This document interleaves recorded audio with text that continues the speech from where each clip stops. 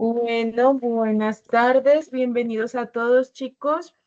Hoy vamos a continuar el desarrollo de nuestra competencia, ejercicio de derechos fundamentales del trabajo.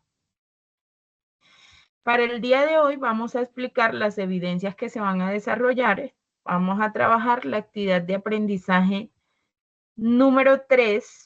Recuerden que son 4 actividades de aprendizaje. En esta oportunidad vamos a trabajar la actividad de aprendizaje número 3. Esa actividad de aprendizaje tiene 4 evidencias que se deben desarrollar. De esas 4 evidencias vamos a desarrollar de manera obligatoria 3 evidencias. ¿Qué son las evidencias que se explicarán el día de hoy y que ustedes tendrán que cargar y desarrollar en el desarrollo de esta semana hasta nuestra próxima sesión? Entonces, ¿de qué vamos a hablar hoy? Pues hoy vamos a hablar de las siguientes evidencias. Voy a presentarles aquí la guía. Todos debemos estar en la guía, mirando la guía número 4. Entonces, en nuestra evidencia, vamos a hacer la evidencia que corresponde a un mapa mental sobre la violación de derechos del trabajo. Vamos a realizar una evidencia que es un cuadro comparativo sobre el derecho de petición y la acción de tutela. Y vamos a realizar una evidencia que es un texto argumentativo, ¿de acuerdo? Entonces vamos a desarrollar 3 evidencias. Recuerdo, mapa mental, violación de derechos del trabajo.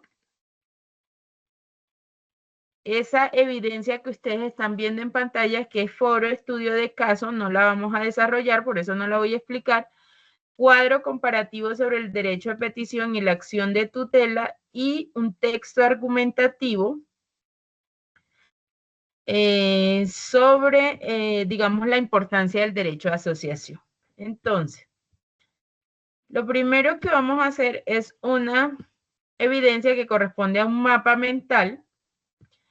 Ese mapa mental, lo primero que vamos a hacer es a desarrollar una lluvia de ideas sobre los derechos humanos del trabajo, entendiendo en qué consiste esos derechos humanos, cómo surgió y ante quién se puede exigir su cumplimiento. El segundo punto es estar atentos a este encuentro que vamos a tener el día de hoy, donde les voy a hablar sobre los sistemas de protección de derechos humanos del trabajo. Sistemas a nivel internacional, a nivel mundial, a nivel continental, es decir, del continente América, y a nivel interno, es decir, en nuestro país, en Colombia. Entonces vamos a hablar un poquito sobre la OIT, sobre la Comisión Interamericana de Derechos Humanos y sobre la Constitución Política. Vamos a ver de qué se trata, qué hacen estas entidades, cómo pueden ayudarnos cuando, digamos, se ha vulnerado un derecho fundamental, y vamos a incluir allí, digamos, unos mecanismos de materialización de derecho a nivel nacional, como lo es el derecho de petición y la acción de tutela. Después de eso, vamos a hacer un mapa mental donde vamos a colocar las acciones que desarrolla la OIT, la Comisión Interamericana de Derechos Humanos, la Constitución Política, frente a una violación de derechos del trabajo. Es decir, vamos a decir qué podrían hacer ellos si se presenta una queja sobre vulneración de derechos del trabajo. ¿Qué es lo que ellos pueden hacer o que se activan en estas, digamos, en estas entidades? La segunda actividad corresponde a un cuadro comparativo, donde vamos a hacer un cuadro comparativo sobre el derecho de petición y la acción de tutela, que ya les había dicho que lo vamos a explicar.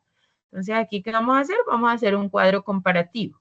¿Qué es un cuadro comparativo? Digamos que es un cuadro donde vamos a comparar las características que tiene cada uno de estos mecanismos de materialización de derecho. ¿Cuáles son esas características principales? Digamos, ¿en qué se diferencian? ¿Cuáles son las diferencias básicamente que existen entre ellos? y las semejanzas también. Y finalmente vamos a desarrollar un texto argumentativo sobre la importancia del derecho de asociación, el derecho de huelga y los desafíos del derecho del trabajo en el mundo moderno. Digamos que este texto argumentativo no va a requerir mayor explicación porque en nuestra clase anterior ya hablamos del derecho de asociación. De hecho, ustedes ya hicieron una infografía, ya hicieron un gráfico. Entonces, digamos que para el desarrollo de esa actividad nos vamos a remitir a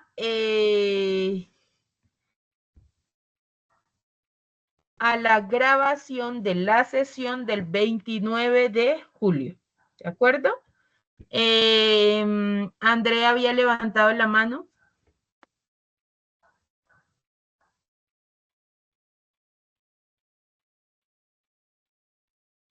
Andrea Mendoza.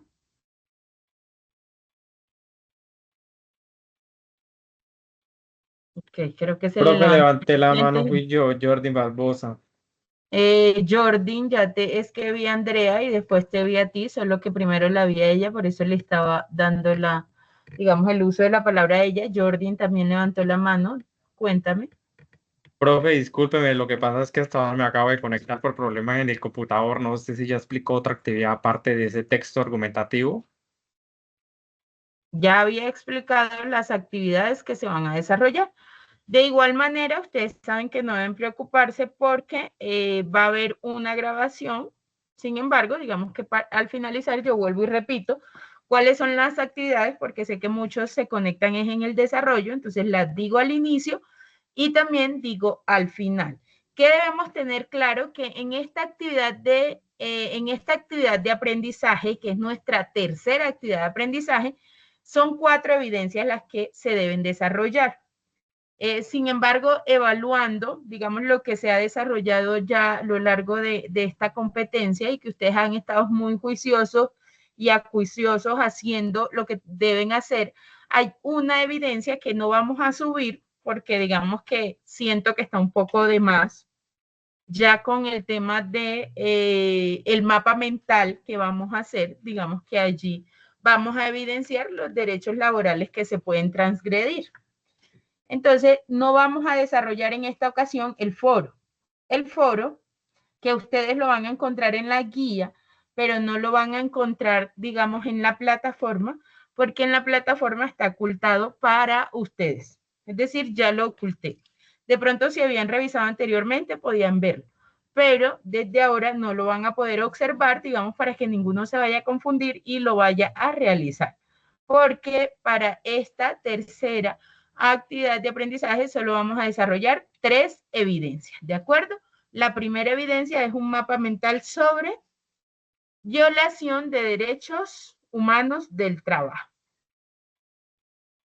Adicional, vamos a hacer un cuadro comparativo entre el derecho de petición y la acción de tutela. Y por último, también vamos a hacer la evidencia correspondiente a el texto argumentativo, donde vamos a hablar sobre la importancia del derecho de asociación, ¿de acuerdo? Entonces, teniendo en cuenta que vamos a empezar a hablar de la vulneración de los derechos humanos del trabajo, primero recordemos, ya hemos hablado, en todas estas sesiones hemos hablado siempre del trabajo y por qué el trabajo se considera un derecho humano. Entonces, recordemos que el trabajo es muy antiguo, ustedes lo evidenciaron en esa línea de tiempo que hicieron. Inicialmente, digamos que el trabajo tenía solo una dimensión o solo se hacía para la supervivencia de los seres humanos. Y en la medida en que ha avanzado o ha evolucionado la humanidad y las sociedades, el trabajo ha adquirido una mayor importancia porque ya no solo se considera un medio de subsistencia o de supervivencia, sino que va mucho más allá y es un elemento transformador en las sociedades. ¿Cómo surgió el trabajo? Digamos que el trabajo surgió cuando el hombre apareció y se vio en la necesidad de buscar cómo sobrevivir. Sin embargo, ya el derecho laboral como tal o esos derechos laborales ya surgen a partir, digamos, de los grandes cambios que se estaban dando en la sociedad y de las necesidades que se hicieron presentes, donde se pudo evidenciar que necesitábamos unas garantías, todos los seres humanos, para poder convivir de manera armónica en una sociedad. Entonces, recordemos que el trabajo o el derecho al trabajo o el trabajo como derecho, porque ahora es un derecho, es una libertad, es una garantía que tenemos todos los seres humanos. ¿De acuerdo? ¿Por qué la tenemos todos los seres humanos? Porque está establecido en la Declaración Universal de los Derechos Humanos como un derecho humano fundamental. Entonces, digamos que de allí nace todo este tema del trabajo como un derecho.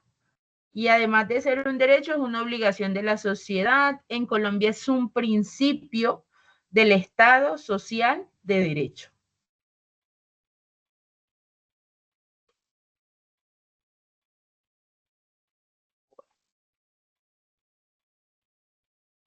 ¿Ante quién podemos exigir el cumplimiento de un derecho?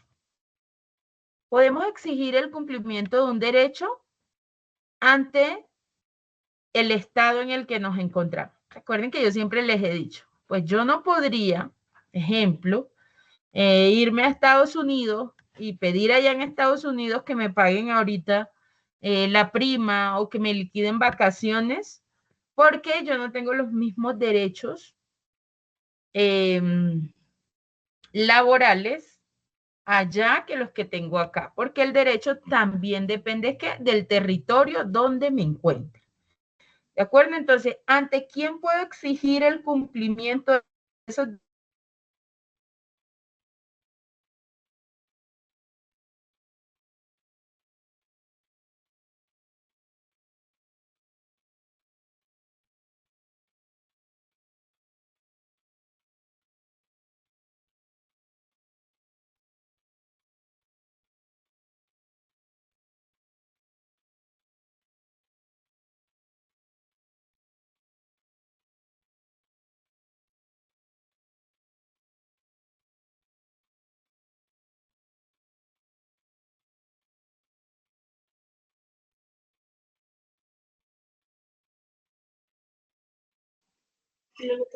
Chicos, ¿soy yo o se desconectó la profe? Se desconectó, Sí, sí. claro. Ya volví, chicos. Sí, me había quedado ahí sin internet, pero ya digamos, lo actualicé. Ya estoy aquí nuevamente. Y que, ay, ¿y ahora cómo vamos a hacer ese trabajo tan largo? Nada, mentira, no está largo el trabajo. Bueno, mis chicos. Entonces, como les decía, si ustedes, un ejemplo, si a ustedes no les pagan el salario,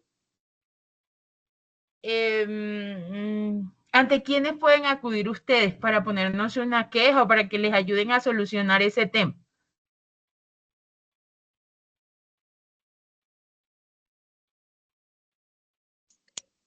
Ante el MIN de trabajo, profe.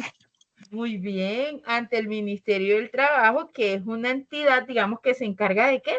De supervisar, ¿de acuerdo? Inicialmente, pues nosotros, si no nos pagan, pues nosotros vamos a la misma empresa, ¿cierto? Y les decimos, oiga, señora empresa, no nos ha pagado, ¿por qué no nos ha pagado? Pero si la empresa no nos soluciona, pues nos vamos al Ministerio del Trabajo. Hay personas que son un poco más radicales, digamos, y no le preguntan a la empresa, sino que se van directamente al Ministerio del Trabajo y pueden hacerlo. Digamos, aquí en Colombia tenemos el Ministerio del Trabajo. Adicional tenemos los juzgados laborales, que sirven ¿para qué? Que sirven, digamos, para presentar demandas cuando no nos han pagado a creencias laborales. ¿De acuerdo? Entonces, digamos que cada país tiene estipulados unos mecanismos, unas instituciones donde se pueden presentar, digamos, quejas cuando se nos vulneran nuestros derechos. ¿De acuerdo? En este caso, si los derechos que se nos vulneran son laborales, pues tenemos al Ministerio del Trabajo. ¿De acuerdo? Entonces, ¿pero cuáles son esos derechos? Ya sabemos que el trabajo es un derecho humano, ¿cierto? Ya eso lo tenemos súper claro. Pero ¿cuáles son esos derechos laborales que nosotros tenemos? Pues también digamos que ya los hemos visto, ¿cierto? Vimos que tenemos unos derechos laborales individuales y vimos que tenemos unos derechos laborales colectivos. Digamos, ejemplo, un derecho laboral, las vacaciones, el pago del salario, el pago de las prestaciones sociales, el pago de la seguridad social, las capacitaciones también son un derecho. Digamos que esos son los derechos, digamos, a nivel general y global. Obviamente, cada país, digamos, asume, coge esos derechos y hace, digamos, hace unos artículos para aplicar esos derechos. Puede que los derechos que tengamos aquí no son los mismos que tenemos en Estados Unidos, o que tenemos en Perú, o que están en Perú, o que están en Ecuador, pero digamos que las acciones de ese país siempre van a ser enfocados al cumplimiento de los derechos de manera global, ¿de acuerdo? Entonces, ¿qué derechos individuales? O sea, individualmente, como persona tengo yo cuando estoy trabajando, a que me paguen un salario, a que me paguen vacaciones, a que me afilien al sistema de seguridad social, a que me paguen prestaciones sociales. Puede que las mismas prestaciones sociales que hay en Colombia no sean las que están en otros países, pero de manera general, digamos que un derecho laboral es la afiliación a una prestación social, a que la persona, digamos, no solo tenga su salario, sino que tenga unas prestaciones que les ayuden a vivir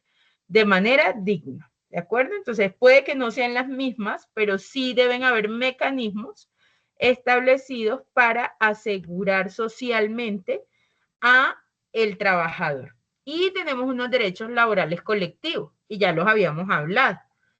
Negociación, sindicalización,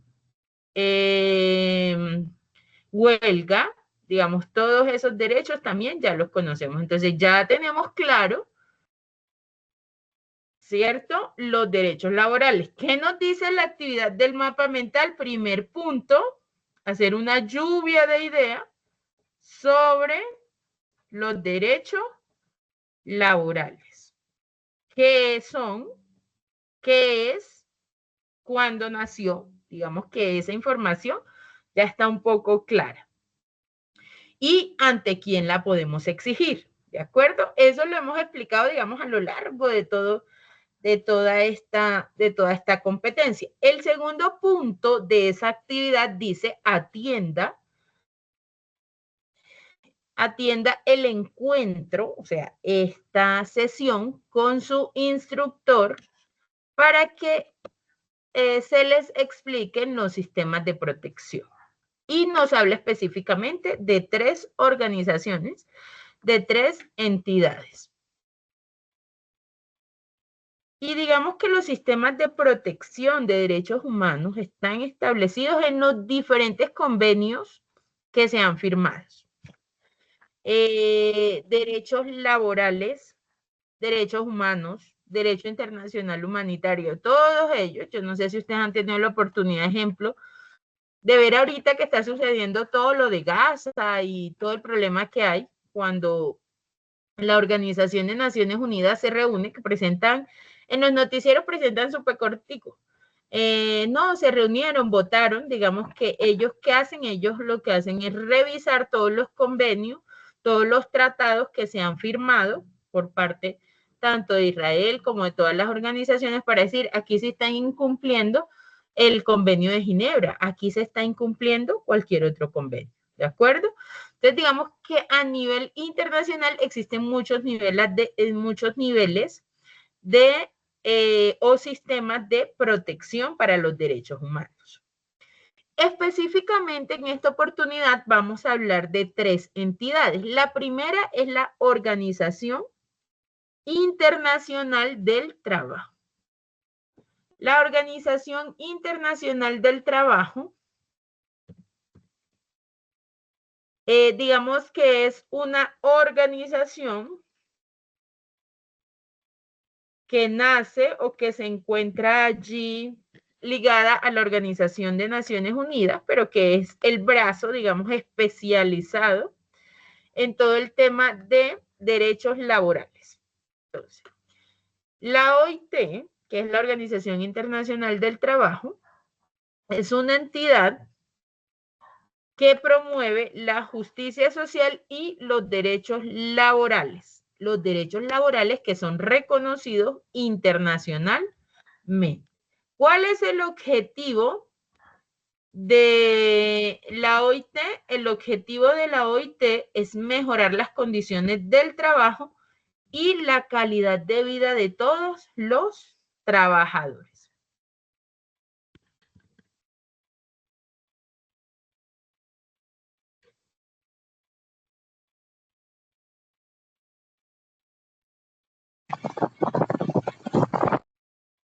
Ok, entonces, ¿qué hace la OIT? Mire, la OIT maneja unos instrumentos muy importantes que son las convenciones. Esas convenciones, digamos que en esas convenciones que se hacen, pues se adoptan, se estudian y se llegan a diferentes consensos que se traducen en convenios. Esos convenios que son adoptados por la OIT desarrollan y, digamos, especifican derechos laborales fundamentales. Hay un convenio que nos habla sobre la libertad de sindicalización, hay un convenio para evitar o eliminar todo el tema del trabajo forzoso, del trabajo infantil y de la discriminación. Entonces, allí tenemos un instrumento muy importante que maneja la OIT, que son los convenios. Adicional, digamos que la OIT maneja una declaración donde tiene 4 principios fundamentales, que es la libertad de asociación, la eliminación del trabajo forzoso, la no discriminación y la eliminación del trabajo infantil. Cuando hay una vulneración de un derecho del trabajo, ¿qué puede hacer la OIT? ¿Cuál es la función de la OIT? Entonces, lo primero que tenemos que saber es que la OIT tiene una función, digamos, de supervisar.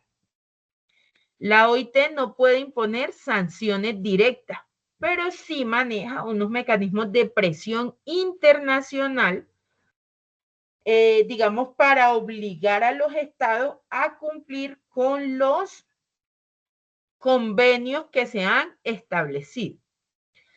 Entonces, la OIT maneja un sistema de quejas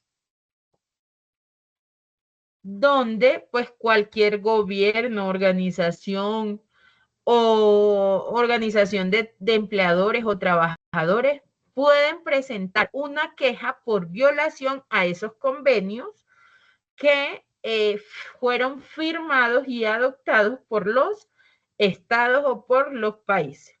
¿Qué va a hacer la OIT después de recepcionar a través del sistema de queja esa queja que han puesto por violación del convenio?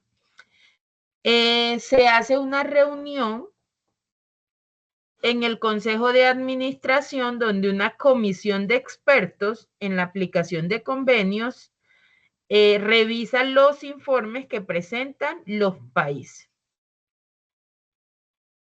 Después de revisar esos informes, pues la OIT hace unas observaciones y solicita algunas correcciones por parte de ese país.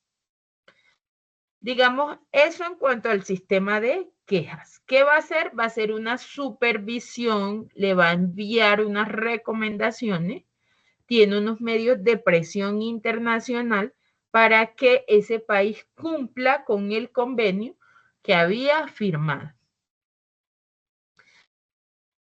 Bueno, entonces tenemos ese sistema de queja que es manejado por un por una comisión de expertos. Tiene otro sistema que es el Comité de Libertad Sindical. Este solo atiende denuncias sobre violación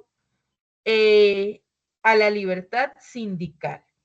Puede emitir recomendaciones, exigir respuestas del gobierno implicado. Y otra acción que puede hacer, digamos, la OIT es enviar unas misiones de observación, envía unos delegados para investigar situaciones graves de vulneración de derechos laborales. Y, digamos, otro instrumento que también utiliza mucho es la publicación de casos.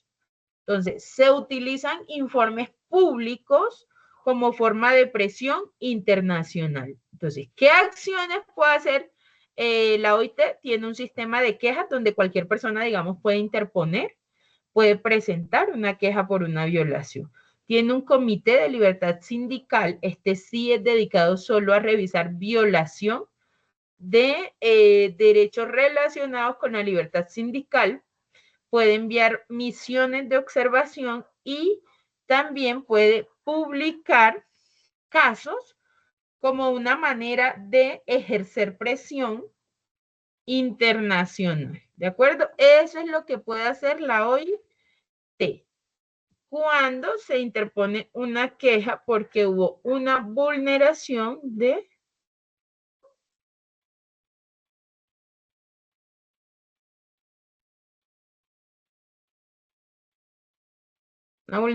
derechos del trabajo, ¿de acuerdo? Adicional, allí nos habla de la Comisión Interamericana de Derechos Humanos, que ahí ustedes las ven con la sigla CIDH. La CIDH es la Comisión Interamericana de Derechos Humanos. La Comisión Interamericana de Derechos Humanos es un organismo autónomo de la OEA. La OEA es la Organización de Estados Americanos, es decir, que esta comisión solo va a tener, digamos, una potestad de exigir cierto cumplimiento a nivel América, del continente americano, y con los países que hacen parte de esta comisión. Es decir, los países que firmaron y que aceptaron hacer parte de la Declaración Americana, de la Declaración Americana de Derechos Humanos. Es decir, si hay un país que no hace parte, pero está en el continente americano, pues la CIDH no tiene, digamos, la facultad para actuar en casos que pasen en esos países donde no han reconocido la autoridad de ellos. Entonces, ¿qué puede hacer la Comisión Interamericana de Derechos Humanos? Digamos, recepciona peticiones de manera individual. Es decir, una persona puede denunciar a un Estado por violación de derechos laborales protegidos, como la no discriminación, la libertad sindical, cualquier derecho humano. ¿Qué hace entonces la comisión? La comisión comunica al Estado para que el Estado dé una respuesta y pueda defenderse. La comisión puede imponer, decretar medidas cautelares, las cuales se otorgan en situaciones de urgencia y riesgo grave. Entonces, un ejemplo, no sé, un líder sindical de algún sindicato está siendo amenazado. Entonces, digamos que la Comisión Interamericana de Derechos Humanos, pues puede decirle al gobierno que debe proteger, puede otorgar una medida cautelar. Después de eso, ¿qué puede hacer la comisión? Pues la comisión hace recomendaciones para que se mejore la legislación laboral. las recomendaciones no son de obligatorio cumplimiento, pero si no se cumplen esas recomendaciones, digamos que la comisión puede remitir el proceso a la Corte Interamericana de Derechos Humanos, que sí, digamos que sí puede condenar a un Estado por no proteger derechos laborales. La Corte sí tiene, digamos, la potestad de emitir sentencias que son vinculantes para un Estado, es decir, que son de obligatorio cumplimiento. La comisión no. La comisión puede supervisar y hacer recomendaciones, pero en caso, digamos, de que el Estado o el país no cumpla con esas recomendaciones, la Comisión Interamericana de Derechos Humanos puede remitir ese proceso a la Corte Interamericana de Derechos Humanos, quien sí puede condenar a un país. Y finalmente, digamos que a nivel nacional tenemos la Corte Constitucional. La Corte Constitucional tiene unos mecanismos inmediatos y efectivos para la protección de derechos. ¿Cuáles son esos, digamos, esos mecanismos? Tenemos el derecho de petición, tenemos la acción de tutela, tenemos la acción de cumplimiento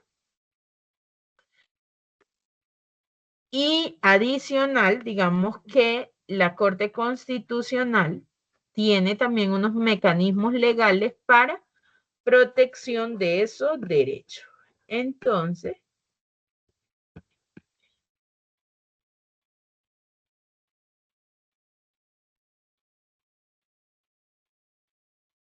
¿cuáles son esos mecanismos de materialización de derechos? Lo primero que debemos saber es que están ¿dónde? Están en la Constitución Política de Colombia. ¿Y qué son esos mecanismos? Digamos que son acciones o mecanismos que permiten garantizar los derechos de los ciudadanos. Es decir, cualquier tipo de derecho. Podemos utilizarlo para protección de un derecho fundamental o un derecho fundamental laboral. Tenemos primero la acción de tutela. La acción de tutela se encuentra establecida en el artículo 86 de la Constitución Política de Colombia y está reglamentada por los decretos 2591 de 1991, el decreto 306 de 1992 y el decreto 1382 de 2000. Entonces, ¿cuál es el fin de la acción de tutela? Proteger los derechos constitucionales fundamentales, aun aquellos que no se encuentren en la Constitución. ¿Cómo así, profe, que hay unos derechos que no se encuentran en la Constitución? Digamos que en la Constitución tenemos unos derechos fundamentales. Nosotros en Colombia tenemos una fuente formal del derecho que también es la jurisprudencia. ¿Qué hace la jurisprudencia? La jurisprudencia puede hacer que a través de diferentes fallos, sentencias, pronunciamientos, se creen otro tipo de derechos que se consideran derechos fundamentales. Un ejemplo de ello es el derecho a la estabilidad laboral reforzada. Ese derecho no lo encontramos de manera explícita en la Constitución, lo encontramos en la jurisprudencia. Es un derecho que dice toda persona tiene derecho a permanecer en su trabajo mientras se encuentra en una situación de debilidad, porque es un sujeto de especial protección. ¿Quiénes tienen derecho? Un ejemplo, ¿quiénes tienen derecho a esta estabilidad laboral reforzada? Ejemplo, las mujeres embarazadas. Las mujeres embarazadas no pueden ser despedidas sin una justificación. Ay, está embarazada. De pronto se me cae aquí en el trabajo. No la quiero tener trabajando. Entonces la voy a despedir. No es tan sencillo porque tiene un derecho fundamental que se llama estabilidad laboral reforzada. Si esa persona, digamos, es despedida estando en embarazo, puede interponer una acción de tutela para proteger su derecho fundamental al trabajo. ¿De acuerdo? ¿Cuándo procede un derecho? ¿Cuándo procede la acción de tutela? Digamos, cuando son vulnerados o están siendo amenazados unos derechos, esta procede. Ejemplo, pues yo no sé, ¿ustedes ven mucha televisión o no tienen mucho tiempo para ver televisión? Vamos a hablar de un caso, digamos que no vamos a hablar mucho del caso sino para colocarles el ejemplo, ¿de acuerdo? Ustedes saben que la semana pasada, o la semana antes pasada, si no estoy mal, fue la antes pasada, a el expresidente Álvaro Uribe lo condenaron, creo que fue esta semana. Se encontró culpable en unos delitos y lo condenaron a 12 años. El día de ayer o antier, no recuerdo muy bien, los abogados del expresidente interpusieron, radicaron una acción de tutela solicitando protección de sus derechos fundamentales a la presunción de inocencia, a la libertad, entre otros, digamos, derechos. Ayer, digamos que la acción de tutela se declaró improcedente, porque la acción de tutela tiene algo muy especial y es que sirve para proteger mis derechos, pero cuando ya yo he agotado todos los recursos que tengo, ¿de acuerdo? Entonces, digamos que en el caso, pues, del expresidente, ya lo declararon culpable, pues, ¿qué debe hacer? Apelar para que un juez, una autoridad superior, digamos, revise y mire si efectivamente, digamos, se cumplió con lo establecido en la ley o si hay alguna vulneración de sus garantías. ¿De acuerdo? Entonces, como para que lo tengamos en cuenta. La acción de tutela protege mis derechos fundamentales, pero es un mecanismo subsidiario. Es decir, que tengo que haber agotado otros mecanismos que me da, digamos, la ley o que tengo para poder decir, no pude solucionar, voy a ir con la acción de tutela. Sin embargo, hay una excepción y es cuando esa vulneración está causando un perjuicio irremediable.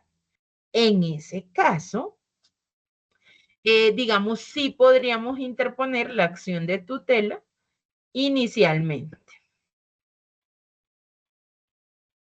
¿Y por qué la podemos poner? Por acción u omisión de un particular en el caso de la prestación de un servicio público o un particular que cumpla funciones públicas.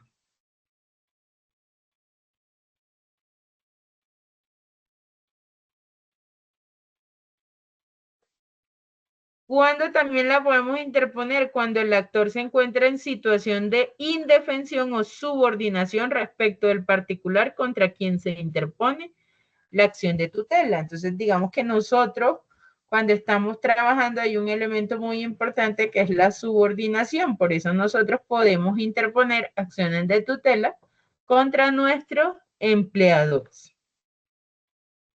¿Qué derechos protege? Protege derechos fundamentales, ya los habíamos dicho.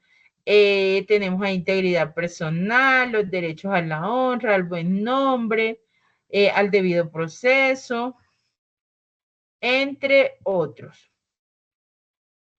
¿En cuánto se resuelve una acción de tutela? La acción de tutela se resuelve en 10 días hábiles, ¿de acuerdo?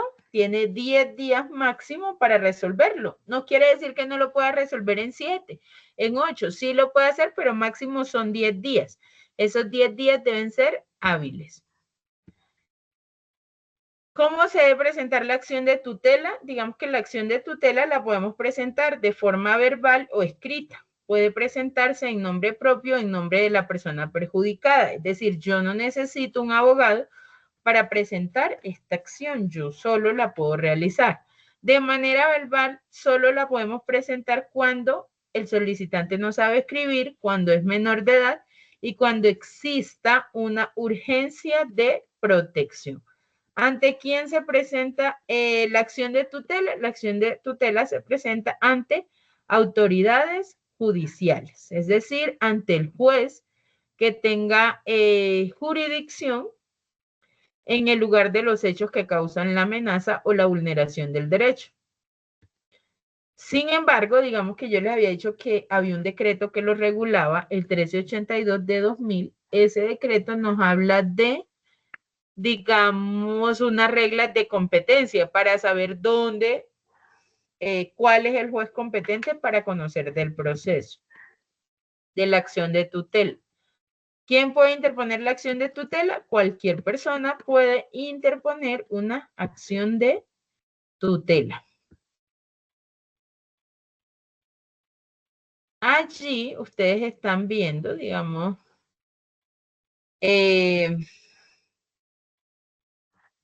un enlace. Ese enlace que dice enlace web, formato acción de tutela, es un enlace, cuando ustedes tengan la oportunidad de abrirlo, es un enlace en Word de una acción de tutela, solo para que nosotros, digamos, diligenciemos información, rellenemos ahí información. Sin embargo, digamos, existe ese formato y en internet ustedes también pueden encontrar miles de formatos que nos ayudan con este tema. Adicional, chicos, las acciones de tutela, actualmente hay una página que se llama Tutela en Línea. Ustedes la buscan en internet, colocan tutela en línea y allí, a través de esa página, se radican actualmente las acciones de tutela. Esto nos ha facilitado mucho, digamos, la vida, porque ya no tenemos que ir a diferentes lugares a interponer una acción de tutela, sino que, digamos, podemos radicarla, colocarla de manera virtual y no tenemos que ir ante un juzgado ni ante un centro de servicios judiciales. ¿Alguna pregunta sobre la acción de tutela?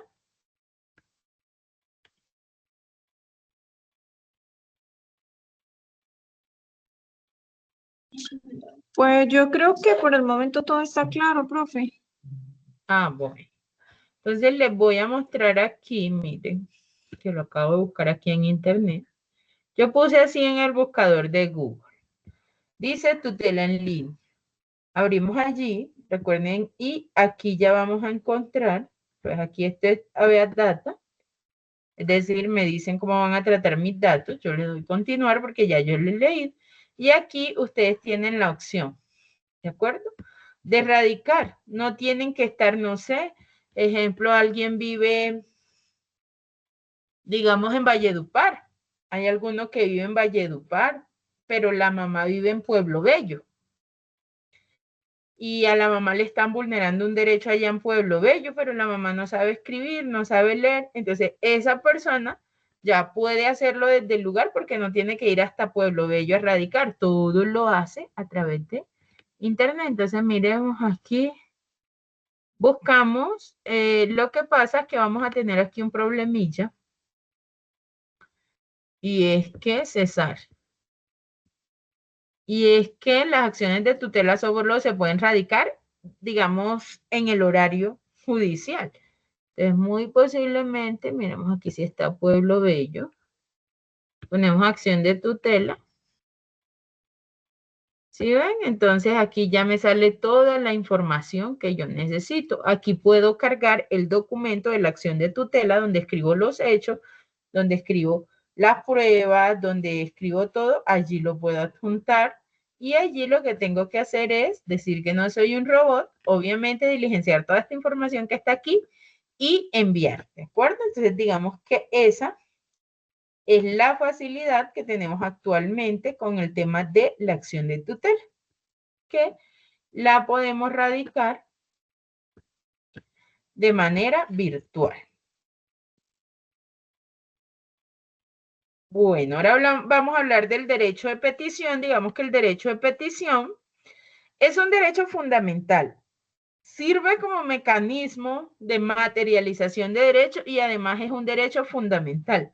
Se encuentra establecido en el artículo 23 de la Constitución Política de Colombia. Y digamos que consiste en que toda persona puede presentar peticiones respetuosas a las autoridades por motivos de interés general o particular y de obtener pronta resolución. También procede contra particulares para garantizar los derechos fundamentales o cuando ejerzan funciones públicas o cuando presten servicios públicos o cuando el peticionario, es decir, los que vamos a hacer la solicitud, los que vamos a preguntar algo, nos encontremos en estado de subordinación.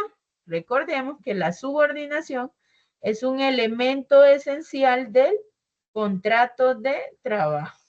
Es decir, que la podemos interponer también contra nuestro empleador. El derecho a petición debe resolverse en 15 días, hábiles, ¿de acuerdo? Digamos que esa también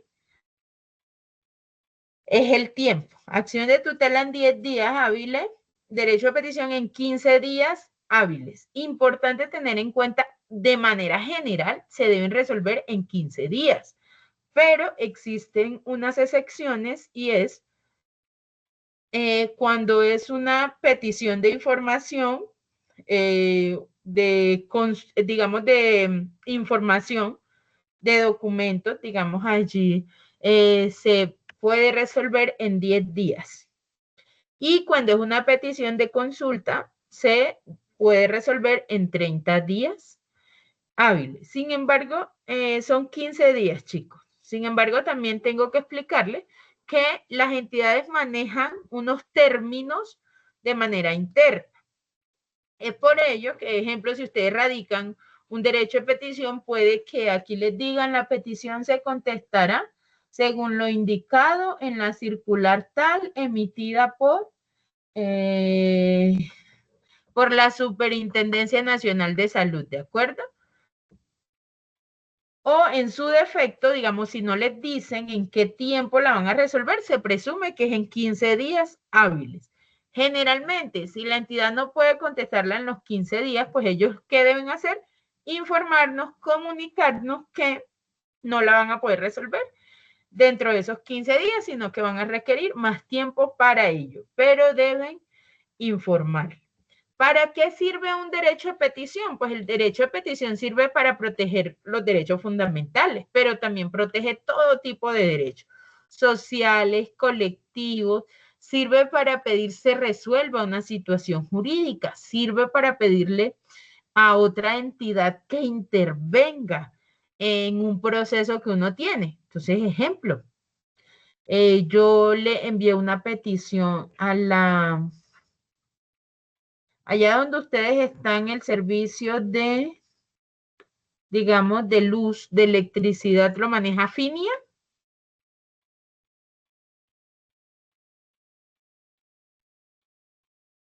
Sí, ¿cierto? Porque Afinia está en la costa. Entonces, digamos que yo envié una petición a Fin, pero Afinia no me ha contestado. Entonces, yo le puedo enviar una petición a la Superintendencia de Servicios Públicos Domiciliarios para que intervenga, para que supervise y para que Afinia dé, digamos, respuesta a esa petición que estoy presentando. ¿De acuerdo? Entonces, digamos que tiene allí también una función y es que sirve para solicitar que intervenga otro, que intervenga otra entidad para que se resuelva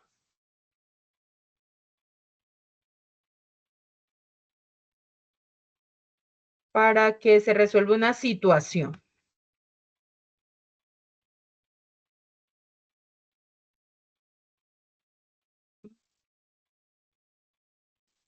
Entonces, el derecho a petición es un derecho fundamental. La acción de tutela, digamos, es un mecanismo judicial.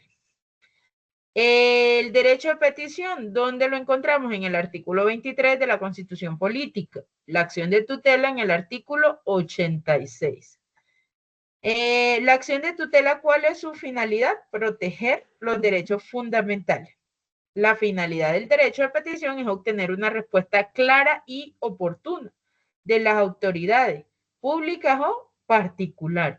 Porque, debo hacer la aclaración, no quiere decir que todo lo que yo solicite a través de un derecho de petición tienen que acceder a ello. Lo que tienen es que decirme, explicarme por qué no pueden acceder a ello. Tienen que darme una respuesta, pero no significa que siempre, digamos, van a acceder a lo que yo estoy solicitando.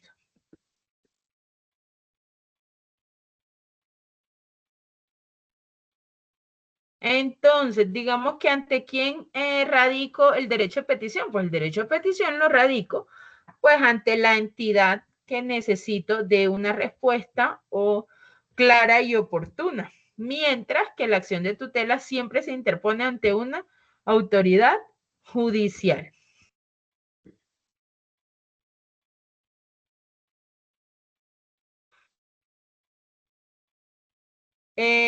Cuando se aplica, digamos que la acción de tutela, pues la aplicamos para proteger derecho fundamental, mientras que el derecho de petición es un derecho fundamental del que pueda hacer uso cualquier persona.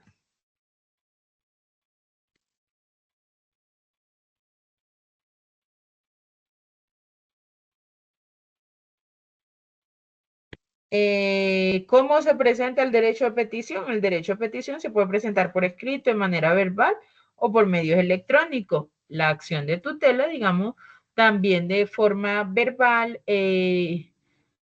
escrita, pero debe tener ciertos, digamos, ciertos requisitos. Ejemplo, ahí debe ser muy claro el hecho, las pretensiones, las notificaciones. Bueno, entonces digamos que esas son algunas diferencias pues que tenemos allí.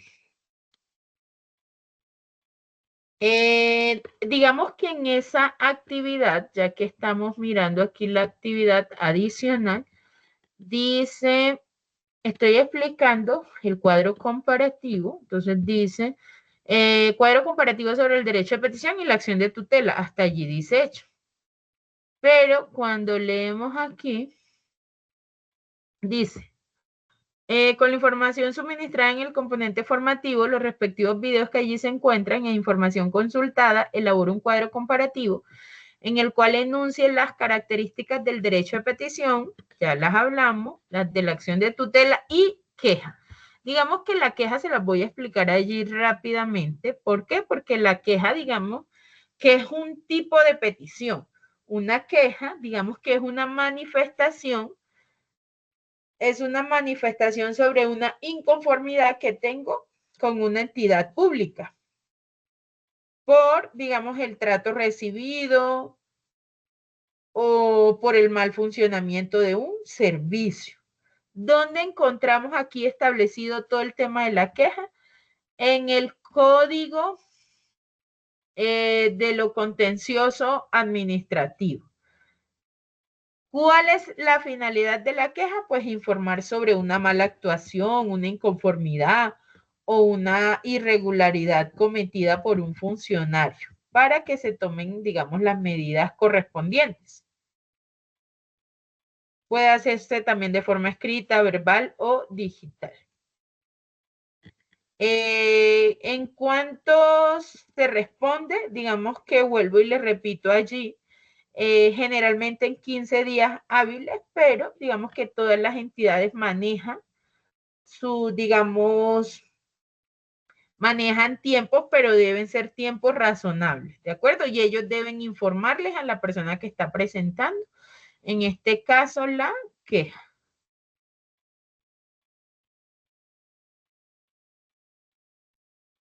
¿Alguna pregunta, chicos, hasta el momento?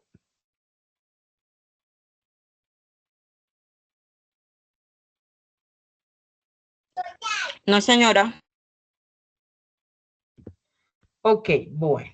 Entonces, digamos que ya ahí tenemos claridad sobre sobre dos de las tres actividades.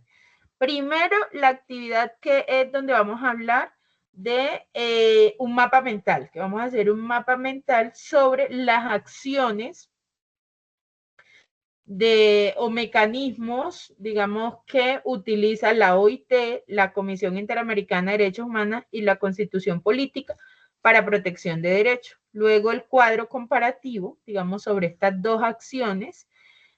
Y finalmente, digamos, un texto argumentativo donde ustedes que van a responder por qué ustedes consideran que es importante el derecho de asociación. ¿Cuál es la importancia del derecho de huelga? ¿Y cuáles son los desafíos que enfrenta actualmente el derecho al trabajo?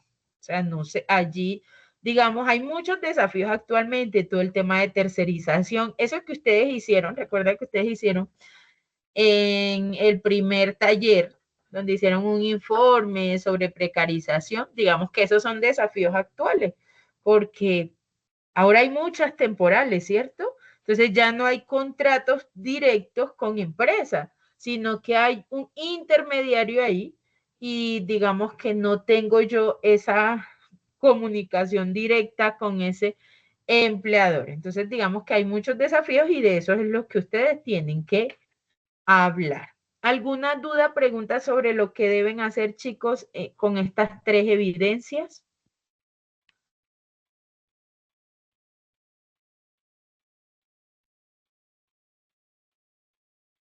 Bueno, eso quiere decir que no hay dudas. Ya les expliqué las tres evidencias que vamos a hacer. Les voy a terminar de explicar, digamos, yo les decía, hay unos mecanismos en la Constitución para materializar derechos. Esos mecanismos, hablé de la acción de tutela, del derecho de petición, porque son los de las actividades, pero también quería hablarles un poquito de la acción de cumplimiento, que digamos es un instrumento rápido en el que cualquier persona, en el que cualquier ONG, fundación, asociación puede exigir que se hagan efectivos los deberes que surgen de las leyes y de las decisiones provenientes de la administración, que no han sido cumplidos por omisión de las autoridades públicas. ¿Eso qué quiere decir? Eso quiere decir que digamos, cualquier persona puede solicitar que una autoridad judicial, una autoridad judicial o administrativa, cumpla con un deber que debe cumplir. Se encuentra, digamos, establecido la acción de cumplimiento en el artículo 87 de la Constitución Política. Tenemos las acciones populares y de grupo. Digamos, esta herramienta, este mecanismo, lo que permite es solicitar la protección de los derechos e intereses colectivos. ¿Qué son esos derechos e intereses colectivos? Son aquellos que están relacionados con el patrimonio, el espacio, la seguridad, la salubridad, la moral administrativa, el ambiente, la libre competencia económica, todos esos que son de interés colectivo. Una acción popular sirve para solicitar la protección de esos derechos colectivos. Y la acción de grupo sirve para solicitar la indemnización de perjuicios por no haber, digamos, protegido esos derechos e intereses colectivos. ¿De acuerdo? Entonces, digamos, no sé, el ambiente, hubo una explosión, no se tomaron medidas, el ambiente está perjudicando a algunas personas de algún sector, esas personas pueden interponer una acción de grupos para solicitar se les haga una reparación económica por los daños que han sufrido. Y tenemos otros mecanismos que también son unos mecanismos legales que sirven para la defensa de los derechos fundamentales de los trabajadores. ¿Cuáles son esos mecanismos? La conciliación. La conciliación en materia laboral no es un requisito de procedibilidad. La conciliación es un mecanismo alternativo de solución de conflictos. ¿Eso qué quiere decir? Que cuando yo he tenido un problema con la empresa, lo primero que debo intentar es una conciliación porque es más sencilla, porque es menos compleja. ¿Y qué voy a hacer en esa conciliación? Voy a conciliar derechos inciertos y discutibles. No puedo conciliar sobre derechos ciertos e indiscutibles, es decir, derechos que están allí establecidos, yo no puedo conciliar sobre ellos. Yo voy a conciliar sobre derechos que son inciertos. Yo creo que los tengo, pero el empleador no. No tenemos en sí, digamos, una legislación que diga sí. Entonces, ejemplo, un derecho cierto es el derecho al salario. ¿Qué se podría generar de ese derecho que podríamos conciliar? Lo que me deban en salarios, ¿de acuerdo? Entonces, no sé, yo digo que me deben 20 millones, pero mi empleador dice que me deben 15, entonces podemos conciliar sobre esa suma, no sobre la existencia del derecho, sino sobre las sumas que me están debiendo, ¿de acuerdo? Tenemos otro mecanismo que podemos utilizar los trabajadores y las trabajadoras para protección de nuestros derechos, que es la demanda laboral. La demanda laboral es, digamos, es la presentación de unas peticiones para que se nos reconozcan el pago de ciertas acreencias laborales. ¿De acuerdo? Eso, ¿dónde lo presentamos? Lo presentamos ante un juez, necesitamos un abogado, en este caso sí necesitamos un abogado, para que presente la demanda. Y siempre es recomendable el tema de los abogados, pues por el tema de que en el derecho se manejan muchos términos y muchas, digamos, cosas así que no cualquier persona pues la sabe. Entonces, allí que buscamos que se reconozca el pago de ciertas acreencias que se están desconociendo por parte del empleador, o que se reconozca la existencia de ciertos derechos que no se han reconocido en una relación laboral. Y por último tenemos el Tribunal de Arbitramiento, digamos que es un mecanismo también de solución de conflicto, pero en este caso para solucionar conflictos colectivos. Es decir, en vez de acudir a un juzgado, vamos a acudir a un tribunal de arbitramiento y la decisión que se tome en ese tribunal de arbitramiento va a ser de obligatorio cumplimiento tanto para el trabajador como el empleador. Pero el tribunal de arbitramiento solo funciona cuando son derechos colectivos. Cuando es un conflicto que surge por, digamos, un derecho colectivo. Y, digamos, cumple el mismo rol que un juez, solo que en este caso, en un convenio colectivo, nosotros hemos dejado establecido que en caso de algún desacuerdo vamos a acudir a un tribunal de arbitramiento. Y allí escogemos cuál es el tribunal de arbitramiento. Los tribunales de arbitramiento deben pagarse, cosa diferente que pasa con la demanda porque la justicia es gratis. Obviamente incurrimos en gastos, ¿cierto? Que la copia, que las notificaciones, pero el acceso a la administración de justicia como tal es gratis. Y pues lo que nos gastemos también contratando pues al abogado, ¿de acuerdo? Entonces, mecanismos constitucionales, los mecanismos que encuentro ¿dónde? En la Constitución. ¿Cuáles son? Acción de tutela, derecho de petición, acción de cumplimiento, acción popular y de grupo. Digamos que esto los encuentro en la Constitución. Mecanismos legales son aquellos que están establecidos por la ley, no por la Constitución, sino por la ley. ¿Cuáles son esos mecanismos? Conciliación, demanda laboral y tribunal de arbitramiento. ¿Alguna duda, chicos?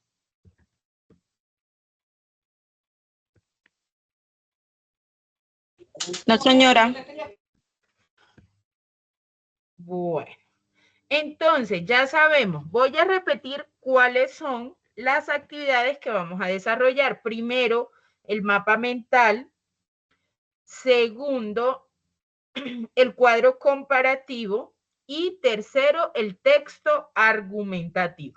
Esas son las actividades para nuestra tercera actividad de aprendizaje. Recomendarles a mis chicos, yo he estado revisando porque digamos que pues ustedes saben, yo les había comentado que había tenido una situación particular, otra vez me tocó viajar porque infortunadamente tuve una calamidad familiar y me tocó viajar y por eso no he podido calificar, pero hoy estuve calificando ya algunos de ustedes, pues pueden mirar que ejemplo, en el caso del taller, algunos ya tienen calificación. ¿Qué les voy a recomendar? Suban, digamos, vayamos al día con las actividades. Subirlas, por favor, puesto que hoy ya recibí, digamos, correo de que esta ficha finaliza el 18 de agosto. Es decir, que como ya van a ir a su etapa productiva, no pueden tener ningún juicio sin evaluar. Es decir, ya nosotros que somos los instructores nos dijeron, pilas instructores, que ya hay que ir revisando, ir evaluando a los aprendices para que estén al día y puedan irse a su etapa productiva de manera tranquila, ¿de acuerdo? María Alejandra, habías levantado la mano.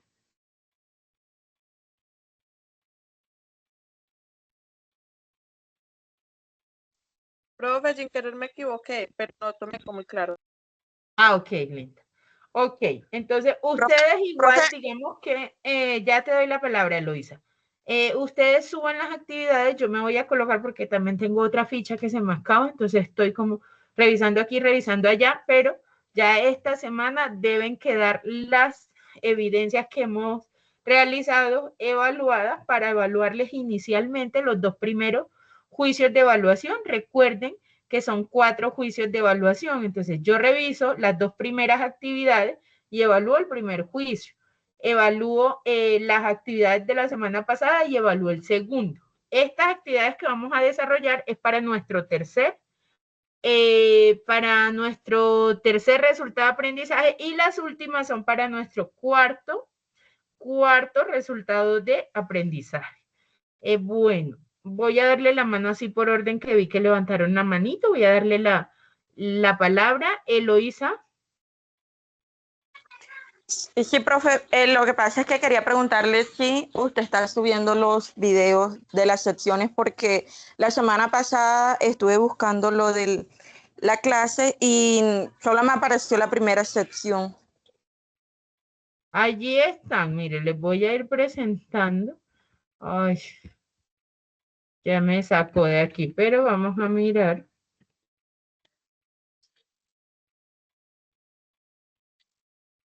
Aquí un segundo.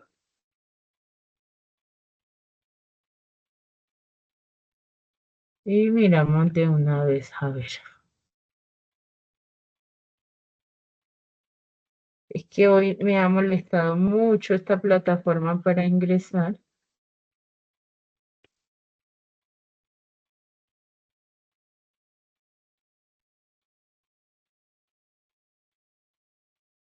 Bueno, mientras voy tratando de ingresar aquí, a ver si me deja ingresar, porque me dice que credenciales incorrectas cuando esto empieza a molestar. Vamos a darle la palabra aquí a Jordi. Profe, yo le iba a preguntar, ¿usted va a enviar un documento tipo resumen de las 3 actividades como siempre lo ha hecho? Pues digamos que en esta oportunidad no, porque son las mismas que están ahí. La única que no van a hacer es la que dice for, pero lo otro sí es tal cual como está ahí.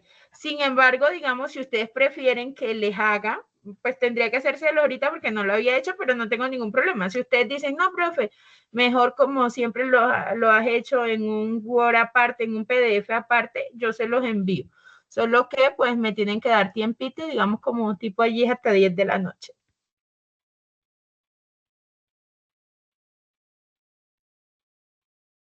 Que solo hay una. Entonces ya ustedes me dirán, sí, profe, envíenos así como ha hecho con Jordan y pues yo les hago el favor.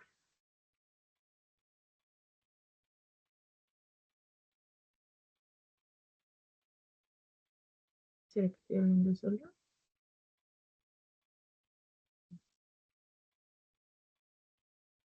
Bueno, de los que están acá presentes, ¿alguien ha revisado las grabaciones, chicos?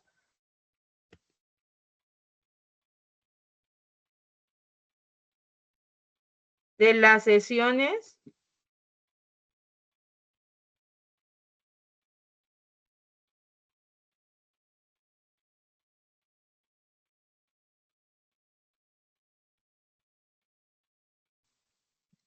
Profe, la plataforma está pesada y a veces carga, a veces no carga, a veces deja abrirlo, a veces no. Ha presentado inconvenientes hasta con los correos electrónicos para poder verla. Ah, bueno, entonces no, yo siempre lo publico en YouTube. Vamos a hacer algo porque yo debo tenerlos en YouTube. Déjenme mirar aquí mi cuenta de YouTube. Ejemplo, aquí tengo derechos fundamentales, derechos, sesión 5, sesión 2. Voy a hacer algo, le voy a compartir a Jordi, digamos, las... Miren, aquí tengo 0 visualizaciones, con razón, nadie ha mirado las... Profe, pues en mi caso yo no he mirado las grabaciones porque yo pues me he conectado con sus clases. a Bueno, las sección de clases, la pues yo lo primera. entiendo. Digamos La que sección no de la tengo problemas primera. con eso. Pero, digamos aquí, ejemplo, ¿qué vamos a hacer? Le voy a compartir a Jordi el link. Digamos, ya están subidas en la plataforma, pero como ustedes me dicen, y efectivamente, digamos, ahora lo intenté y no pude revisarlo, le voy a compartir el link, ¿de acuerdo? De la grabación. Entonces, ejemplo, esta fue la primera clase. Bueno, esa dice que tiene 10 visualizaciones. La segunda es esta. Están viendo mi pantalla, ¿cierto? Y esta es la tercera. Sí, profe, sí se ve. Entonces, ¿qué voy a hacer? Esos están en YouTube, no necesitan, digamos, el correo Sena, porque yo sé que está molestando y por eso lo publico ahí. Igual yo sé que nada más lo va a mirar. Esto está público para que lo puedan revisar, pero eso solamente lo miran pues los chicos de la clase. Entonces, ¿qué vamos a hacer con Jordi? Les voy a compartir los 3 links de YouTube para que pues Jordi me hagas el favor y lo compartas a los compañeros. Y los que quieran revisarlo, pues pueden revisarlo. Los que, digamos, se conecten y pues toman sus apuntes y todo queda al día, pues no hay ningún problema, ¿de acuerdo? Solo para el que pues quiera revisarlo. Sí, profe, está mejor así porque hemos tenido problemas también con el profesor Héctor de emprendimiento por el mismo inconveniente, porque no se pueden ver las grabaciones, porque él sí las publica en el usuario Sena de él. Entonces nosotros necesitamos acceso a ese correo electrónico y eso es un problema para que ahora. Sí, por eso yo siempre las publico en YouTube. Bueno, entonces les voy a compartir ahí con Jordi. ¿Dónde está Jordi? Dígame presente por aquí. Sí, profesora, ¿puedo hacer el favor? Los links. Sí, profe, claro. Que te iba a preguntar otra cosita. Solamente con usted terminaríamos con esta actividad y listo, ¿cierto?